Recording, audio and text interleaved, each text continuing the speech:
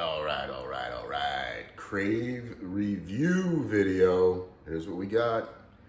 FryWall. This thing's supposed to keep splatter, and I cook a lot of bacon, and I don't want splatter.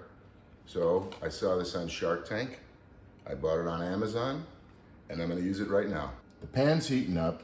I got the bacon. We're gonna see how this thing does with the hot pan, and then we'll cook the bacon. And in goes the bacon. See what we got. Bacon, plenty of bacon. Gotta love it, gotta love the bacon.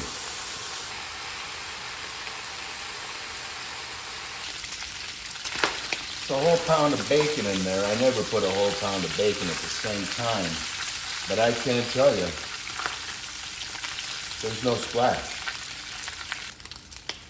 We got the flame on high.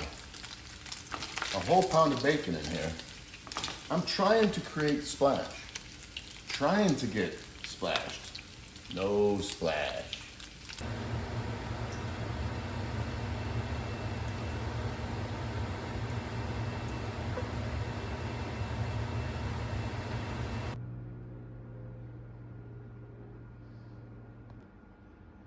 Couple tiny little specks, nothing too bad. It worked pretty well.